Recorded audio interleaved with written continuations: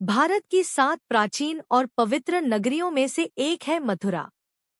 यमुना के पावन तट पर बसी यह नगरी धर्म और अधर्म के महासंग्राम की साक्षी बनने वाली थी। यहीं जन्म लेना था उस दिव्य बालक को जो आगे चलकर पूरे संसार को धर्म का मार्ग दिखाने वाला था, भगवान श्री कंस का भय। मथुरा का राजा कंस अपने ही भय का कैदी बन चुका था। एक भविष्यवाणी ने उसके हृदय को भीतर तक दहला दिया। वसुदेव और देवकी की संतान ही तुम्हारी मृत्यु का कारण बनेगी।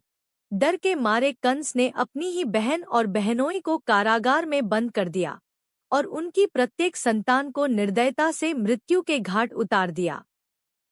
दिव्य समय का आगमन। भविष्यवाणी के अनुसार भगवान विष्णु को देवकी के गर्भ से कृष्ण रूप में जन्म लेना था। भाद्रपद मास, कृष्ण पक्ष, अष्टमी तिथि, रोहिणी नक्षत्र और जयंती योग में रात के ठीक 12 बजे शून्य काल के उस पावन क्षण में मानो संपूर्ण ब्रह्मांड उसी समय की प्रतीक्षा कर रहा था। श्री कृष्ण का जन्म। आधी रात के उस अत्यंत शुभ क्षण में कारागार के भीतर भगवान श्री कृष्ण का जन्म हुआ। जेल के सभी संतरी योगमाया के प्रभाव से गहरी नींद में सो गए। कारागार के द्वार अपने आप खुल गए और अंधेरी कोठरी दिव्य प्रकाश से भर उठी। वसुदेव की यमुना यात्रा। तेज वर्षा हो रही थी। यमुना उफान पर थी। वसुदेव ने नन्हे कृष्ण को एक टोकरी में सुलाया और उन्हें लेकर चल पड़े। जब वे यमुना तट पर पहुंचे तो एक और चमत्कार हुआ। यमुना का जल भगवान के चरणों को स्पर्श करता हुआ 2 भागों में बंट गया। गोकुल में आगमन। यमुना के उस पार था गोकुल। नंदगोप के घर उसी रात माता यशोदा को एक कन्या उत्पन्न हुई थी।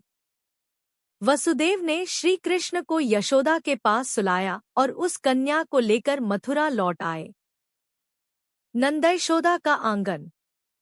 यहीं से आरंभ हुई श्री कृष्ण की बाल लीलाएं। नंद और यशोदा के आंगन में पलने लगा वह बालक जो साधारण नहीं, साक्षात भगवान था।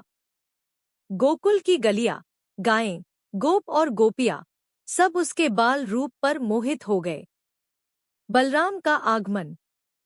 यही योगमाया के चमत्कार से देवकी के गर्भ से बलराम रोहिणी के गर्भ में आए।